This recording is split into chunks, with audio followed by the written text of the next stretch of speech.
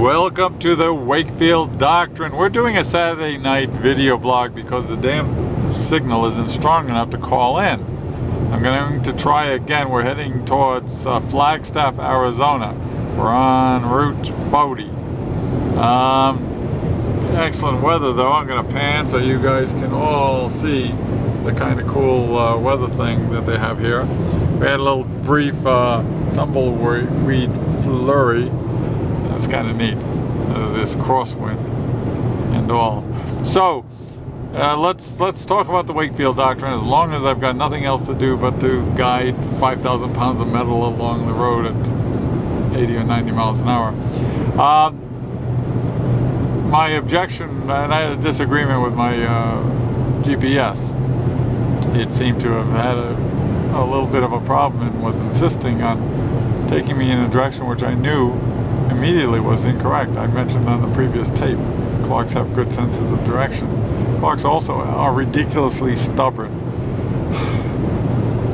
in a way that is different from the stubbornness of a Scott, stubbornness of a Roger. This goes out to Christy a bit.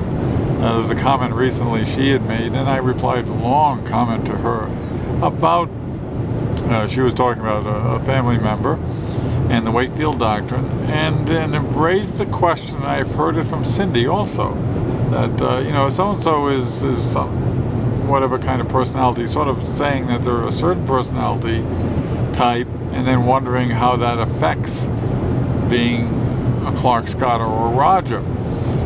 That's a kind of a logical thing to do, but it's a cart and horse kind of situation. If a person is an extrovert or a person is this or that, those are all labels, tools, categorizations, personality types. They're okay too to have. The thing about the doctrine is that the doctrine works with everything because the doctrine isn't trying to do anything. The Wakefield Doctrine, the principle says, okay, you look at the person. Let's say you've got somebody somebody told you, a doctor told you, yes, this person's a manic depressive. Okay. Well, I can tell you right off the bat that a manic depressive will look like a Scott sometimes and it'll look like a Clark sometimes. Neither one is necessary to know, even the manic depressive part. So let's assume that you are stuck with the label. The thing about the doctrine, why it works with everybody, any situation, is that you're not trying to match them up. You're trying to infer how they seem to be relating to the world. Everybody gets to be everybody's a manic depressive at one time or another. Let's say that's a permutation of the saying, everybody does everything at one time or another. And that simply meant that there is neither of the three worldviews have exclusive rights to any acts, behaviors, styles, or whatever you choose to call it. It's all about your inferring how they appear to be relating themselves to the world. And you do it in gross sense, and you work down to a fine sense.